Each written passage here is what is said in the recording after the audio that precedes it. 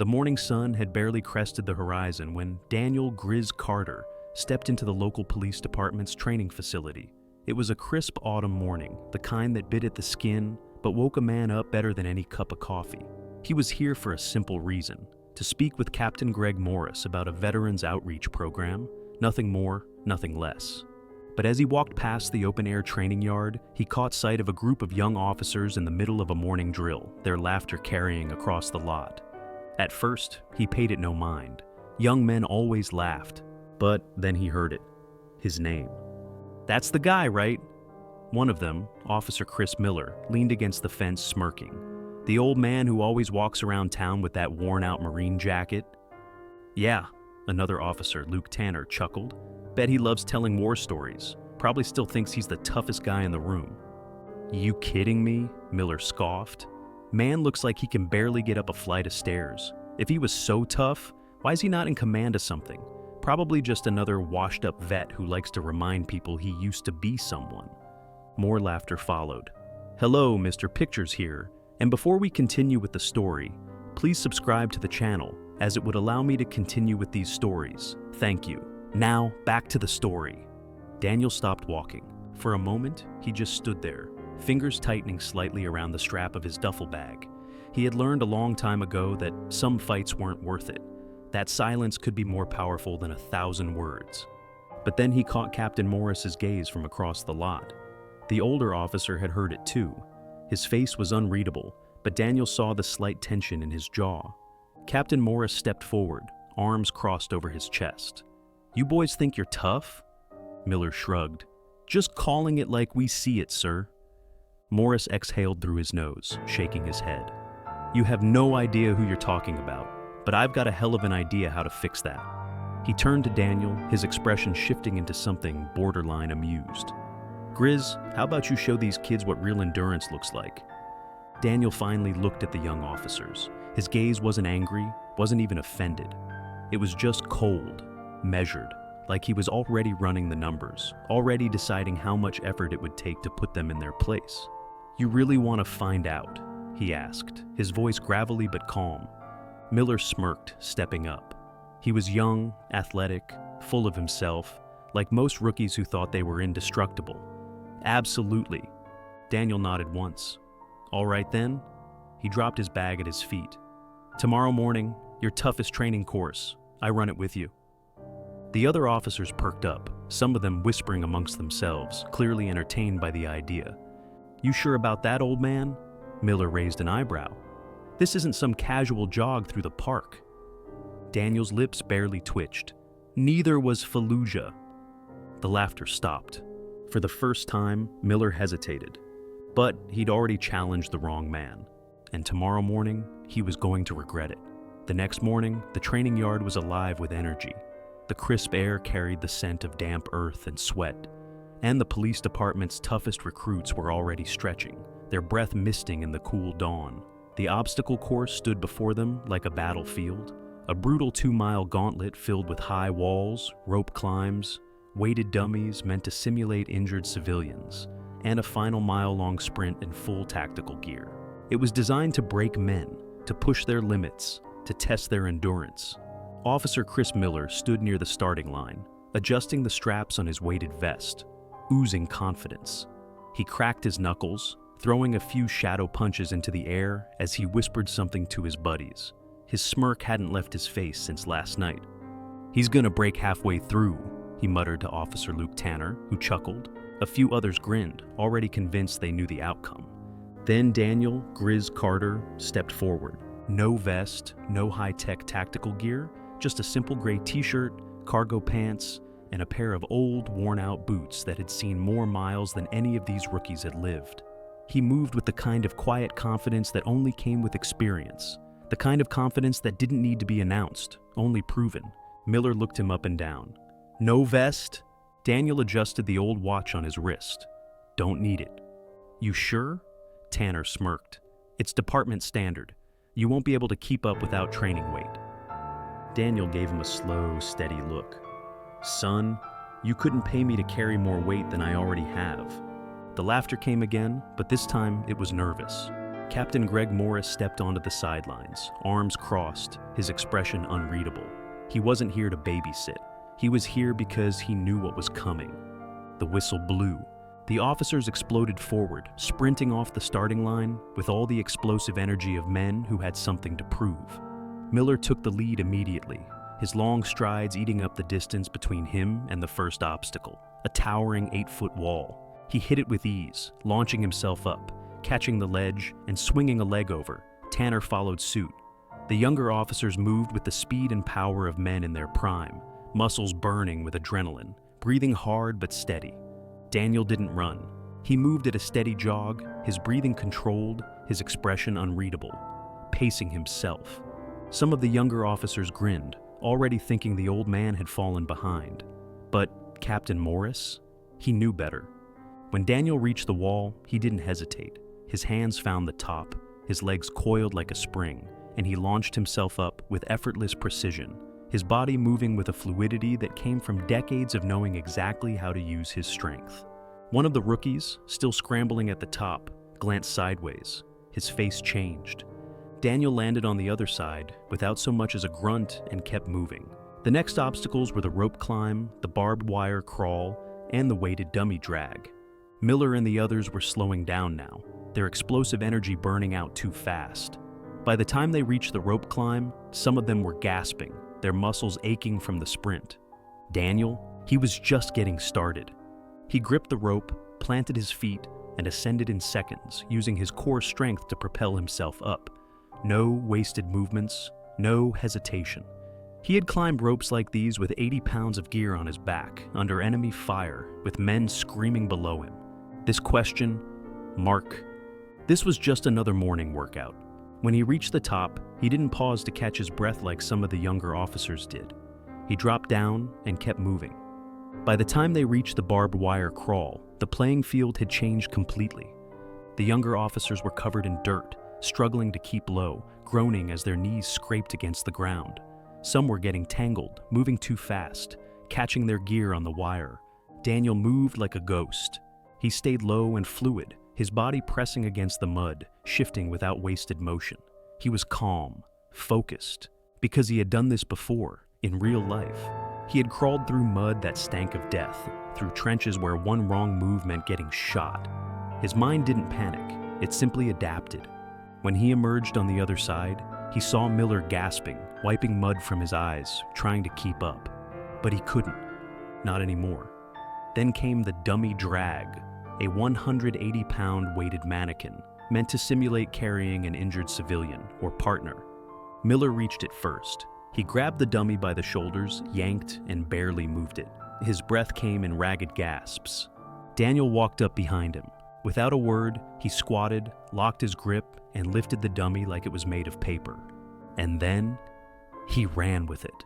The crowd watching erupted into murmurs, their voices filled with disbelief. Miller looked over, eyes widening in shock as Daniel surged ahead, carrying the full weight of the dummy like it was nothing. By the time they reached the final stretch, the mile-long sprint in full gear, Daniel was ahead. Miller's breathing was ragged, his legs felt like lead. But Daniel was steady. Because he had been here before, he had carried men twice this size. He had run with bodies slung over his shoulders, bullets snapping past his head, his heartbeat pounding in his ears, but his focus never breaking. This was just another day. This was just another war. With only 100 yards left, Miller tried one last time. He pushed his legs, gritted his teeth, reached for whatever was left in the tank. But Daniel saw it, and instead of finishing the race alone, he did something no one expected. He slowed down, just enough, just so that when Miller, gasping, barely holding on, reached his side, Daniel turned to him. And he spoke. "Son," he said, his voice calm despite the run. "When you've carried dying men for miles under gunfire, when you've gone 3 days without sleep and still had to fight, this," he gestured to the track ahead of them, "this is nothing." Then, with one final push, Daniel surged forward, crossing the finish line ahead of them all. Miller collapsed to his knees, gasping for air. The crowd, dead silent, because they had just watched a lesson they would never forget. Captain Morris stepped forward, grinning as he looked down at Miller. You boys still think you know what tough looks like? Miller, panting, sweat dripping down his face, didn't answer. Because for the first time in his life, he understood. Daniel Carter didn't need to say another word. He had already proved them all wrong. Miller's hands were on his knees, his chest rising and falling like a man gasping for breath after nearly drowning. His heart was still pounding in his ears, his muscles burning like fire. Every part of him screamed for air, for relief.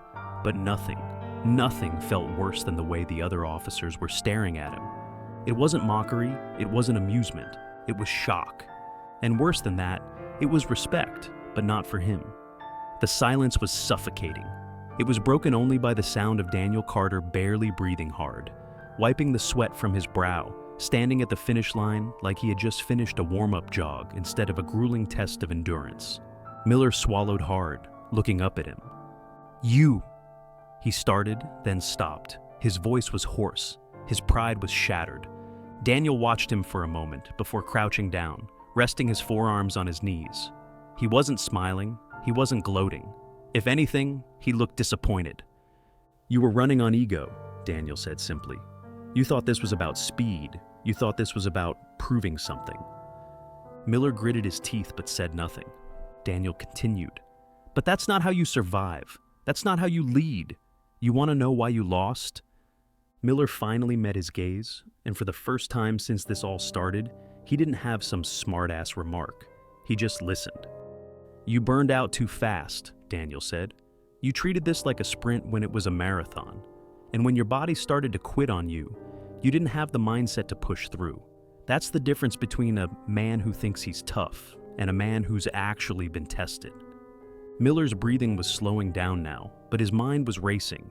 He had never been talked to like this before, never been put in his place like this before. Captain Morris stepped forward, shaking his head, arms crossed. "Toughness isn't about the first 100 yards, son. It's about the last mile. It's about how much you have left when everything in you is screaming to stop." He turned to Daniel. "And he knows more about that than you ever will." Miller's jaw tightened. Shut up." Daniel's voice was firm, but not cruel. "You need to listen right now, kid, not talk."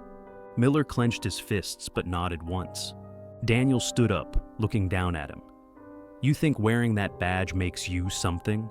You think just because people are forced to respect it, that means you earned it?" Miller felt the weight of that question sink into his bones. "That badge," Daniel said, pointing toward the department logo stitched into his uniform, "only means something if the man wearing it understands the responsibility that comes with it. But you walk into a room thinking people owe you something just because you wear a uniform." Miller winced, because deep down, he knew Daniel was right. "You want to know the difference between you and me?" Daniel asked. Miller swallowed. "What?" Daniel leaned in just slightly, his voice calm, but carrying the weight of a lifetime of hard lessons. "I don't need people to respect me. I earn it." Silence. A few of the younger officers standing nearby shifted uncomfortably, realizing they had been just as arrogant, just as dismissive of the man standing before them. Miller ran a hand through his damp hair, exhaling shakily. He was too damn exhausted to fight back. He had lost. Badly. Daniel watched him for a moment longer, then offered his hand. Miller hesitated. Every part of his pride screamed at him not to take it. But deep down, something bigger than his ego told him this was the moment that mattered. Slowly, he reached out and gripped Daniel's hand. Daniel pulled him up with effortless strength. The moment Miller was on his feet, Daniel spoke again, his voice quieter now, but still firm. "You don't have to like me. You don't even have to respect me. But if you're gonna wear that uniform, you damn well better learn what it actually stands for." Miller swallowed hard, nodding once. Daniel clapped him on the shoulder, then turned away, grabbing his jacket from the sidelines. The Marine Corps patch on the sleeve was worn, faded, but it still held more weight than any badge in that department. As he walked past Captain Morris, the older officer grinned. "You've still got it, Carter." Daniel smirked. "Never lost it." The other officers were still stunned as Daniel walked off, leaving them with the kind of lesson they would never forget. And as Miller stood there, still feeling the burn in his legs, still hearing those words ringing in his ears, he realized something. Daniel Carter had just changed his life, and he would never forget it. Miller stood there long after Daniel Carter had walked away. His heart still pounded in his chest, but it wasn't from the run anymore. It was from something deeper, something raw and unsettling. Humility, a feeling he wasn't used to. The cold morning air felt different against his skin, the weight of his uniform heavier than before. For the first time since joining the department, he questioned himself. Not his strength, he knew he was physically capable. Not his skills, he had trained for years to become an officer. But his character, his ability to lead, that had just been torn apart and rebuilt in real time by a man he had laughed at less than 24 hours ago. The other officers were dispersing, talking amongst themselves, but there was no more cocky banter, no more arrogance. Just quiet conversations and glances toward the place where Daniel had disappeared down the road. Miller wiped the sweat from his forehead, his hand trembling slightly. The reality of what had just happened hit him like a brick. He had thought the old man would break. He had thought he would be dragging Daniel across the finish line, humiliating him in front of everyone. Instead, he had been the one struggling to stand. Instead, he had been the one gasping for air. Instead, he had been the one who needed help. And Daniel? He had walked away like it was just another day. Captain Morris approached, his arms crossed over his chest, a small smirk on his face. Hell of a run, wasn't it? Miller exhaled, shaking his head, still trying to process it all. That man is something else. Morris chuckled. You're damn right he is. And now you understand why I told you to watch your mouth yesterday. Miller didn't argue. He had earned every bit of the humiliation he felt right now. Morris lowered his voice, looking Miller in the eye. You think you're tough, kid? You think wearing that badge makes you strong? Strength isn't about speed. It's not about who crosses the finish line first. It's about who still has the will to stand at the end. And Carter, he's been standing longer than you've been alive. Miller clenched his jaw. He had nothing to say. Morris sighed, his tone softening. I've known Carter a long time. You think he enjoys proving kids like you wrong? You think he wanted to humiliate you out here? Miller hesitated. I don't know. Morris shook his head. He doesn't, but he did what someone should have done for you a long time ago. You walk around this place with a chip on your shoulder, thinking you've got the world figured out. But you don't. And if you want to last in this career, if you want to be a real leader, you better start learning from the people who came before you. Miller felt the words cut deep. He had never really thought about it that way before. He had always assumed respect was automatic, that just wearing the uniform meant he had earned it. But Daniel had earned his respect without a badge. Miller glanced at the path where Daniel had walked away, his thoughts spinning. You think he'd talk to me? Miller asked, his voice quieter than before. Morris raised an eyebrow. You want to talk to Carter? Miller nodded. Yeah, I think I need to. Morris clapped him on the shoulder, smiling. Then don't waste time standing here. Go find him. Miller didn't hesitate. He took off down the road, his legs still sore, his lungs still burning, but he pushed through. Because for the first time, it wasn't about proving himself. It was about learning from a man who had nothing left to prove. He found Daniel a few blocks away, sitting at an old wooden bench near the edge of town, watching the sun creep higher into the sky. He was sipping on a coffee, probably from the same diner he always visited, his posture relaxed, his mind a million miles away. Miller slowed his steps as he approached, feeling a sudden wave of uncertainty. What if Carter didn't want to talk? What if he had already said everything he needed to say? But before Miller could second-guess himself, Daniel spoke without looking up. Took you long enough. Miller blinked. How did you? Daniel chuckled, finally turning his head toward him. Kid, I've been watching men like you my whole life. I knew you'd come. Miller sighed, shaking his head. I don't even know what to say. Daniel sipped his coffee, considering him.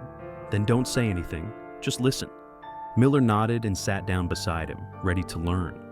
For the first time in his life, he wasn't the loudest guy in the room, and that was how he knew he was finally growing. The morning air was crisp as Miller sat beside Daniel on the weathered bench, the wood rough beneath his fingertips, the faint smell of coffee mixed with the distant scent of damp pavement, a reminder that the world was still waking up around them. He had spent the past few years convinced he had nothing left to learn about toughness, about discipline, about what it meant to be a man in uniform. But now, as he sat next to the man who had just humbled him in front of half the department, he realized how much he had been wrong. Daniel took another slow sip of his coffee, the steam curling up from the cup, his expression unreadable. He wasn't in a hurry to speak, and for the first time, Miller didn't feel the need to fill the silence with empty words. He just sat there, waiting. Finally, Daniel exhaled, setting the cup down beside him on the bench. "You ever hear the story of the lieutenant who thought he was invincible?" he asked, his voice calm. Miller shook his head. "No." Daniel nodded, as if that was the answer he had expected. He was young, like you, fresh out of officer school, thought he had it all figured out. Smart, fast, strong, the kind of guy who thought he was untouchable because he had a shiny new rank pinned to his chest. Miller listened, feeling the words settle deep in his bones. "First deployment comes around," Daniel continued, his gaze fixed on the horizon. "He's sent to the sandbox, thinks it's going to be a quick in-and-out mission. But war has a way of humbling men who think they can't be touched." Miller's hands curled into fists in his lap. Halfway through that mission, they walk into an ambush. Everything goes to hell in about 10 seconds. Bullets flying, men dropping left and right, radios down.